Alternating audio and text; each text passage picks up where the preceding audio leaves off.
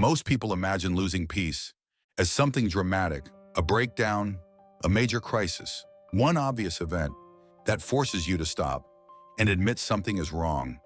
But for many people, peace disappears more quietly than that, in habits, in reflexes, in small, repeated interruptions that keep the mind slightly restless from morning until night. Micah did not think his phone was changing him. He thought he was doing what most people do, checking the time, checking messages, checking the news, checking work, checking something funny before the day properly began. From the outside, nothing about it looks serious. That is what makes this so easy to miss. The things that disturb your peace do not always arrive looking dangerous. Sometimes they arrive looking normal. And that is the trap. A habit does not need to feel dramatic, to be expensive. It only needs to happen often enough. That first check before your feet hit the floor, that reflex to fill every quiet second, that urge to look again, even when nothing urgent has actually happened. None of it feels destructive in one morning, but over time, the mind keeps paying. So let's go through 5 ways your phone quietly steals your peace, not to make you afraid of technology, to wake you up before your attention, your mood, and your inner calm get shaped by something you stopped questioning a long time ago. The 5th way your phone steals your peace is by ruining your mornings before the day has even started. This one matters more than people think, because mornings do not only set your schedule, they set your atmosphere. And if the first thing you hand your mind to is noise, urgency, comparison, bad news, group chat pressure, or unfinished work, then you begin the day reacting before you have even become present. Micah used to do this constantly. He would wake up, pick up his phone, and within minutes, his mind belonged to everybody else. A message from work, a headline, a bank notification, a post that made him compare, a video that led to another video. Nothing catastrophic, but his mind was already crowded before breakfast. That is the problem. When your mornings begin with digital noise, you do not start the day grounded. You start it pulled. The 4th way your phone steals your peace is by weakening your focus until mental fragmentation starts to feel normal.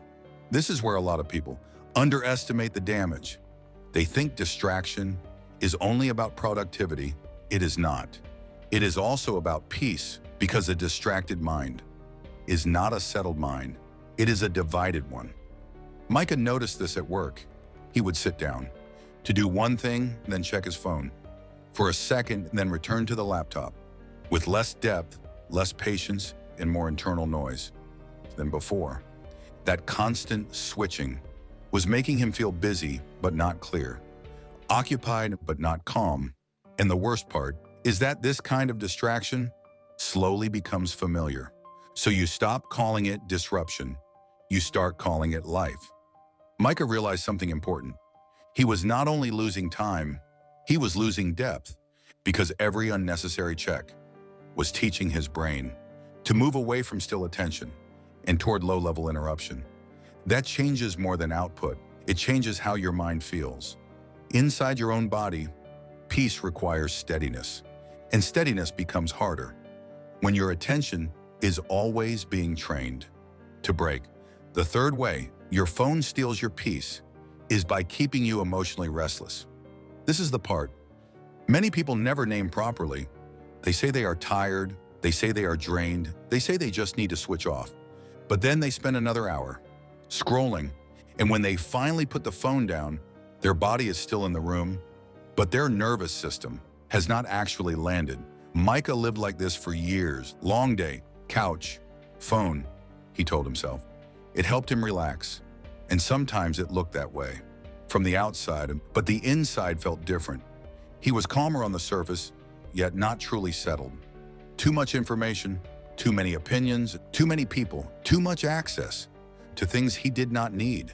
In that moment, what he called unwinding was often just overstimulation in a softer posture. If this is resonating so far, subscribe. Not for panic, for the kind of awareness that helps you notice What is quietly shaping your life before it becomes harder to change? Now back to the script. The second way your phone steals your peace is by stealing presence from your relationships. This one is especially dangerous because the damage often looks small in the moment. A delayed reply while someone is talking, a half-listening dinner, a reflex to check something. While sitting beside the person you claim matters most, Micah did not think he was neglecting people. He thought he was multitasking, but presence does not work like that. When your body is with someone and your mind keeps leaving, the relationship feels it.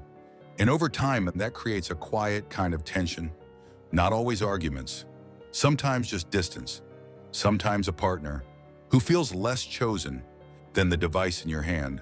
And the most dangerous way your phone steals your peace may be the one that looks the least dramatic. It teaches your mind to fear silence. This is the hidden cost. A lot of people no longer know how to just be still. No music, no podcasts, no scrolling, no message thread, no second screen filling the gap. Micah noticed this when he tried to sit quietly one evening without touching his phone. The silence felt louder than it should have.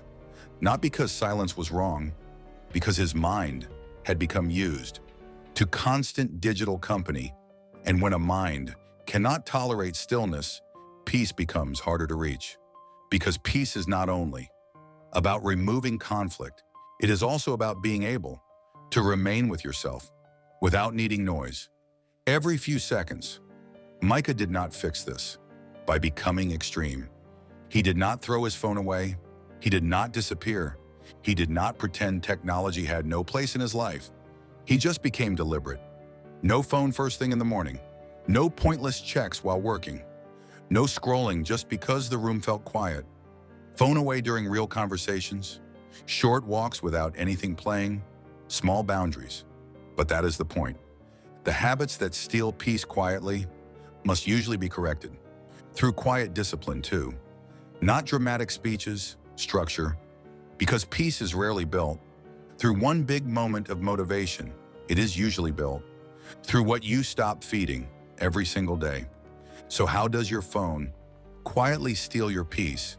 By ruining your mornings, by weakening your focus, by keeping you emotionally restless, by stealing presence from your relationships, and by making silence feel harder than it should. Different effects, same pattern. A mind that never gets to settle starts calling stimulation normal. Micah did not become a different man overnight. He just stopped handing every empty second to his phone without thinking about the cost. That is where peace starts returning. Not in guilt, in recognition. You do not need to hate technology after watching this, but you should leave more honest about what constant access has been doing to your mind. Because peace is not only lost through tragedy, sometimes it is lost through interruption, and sometimes getting it back starts with putting the phone down before it speaks first. Let the ideas compound.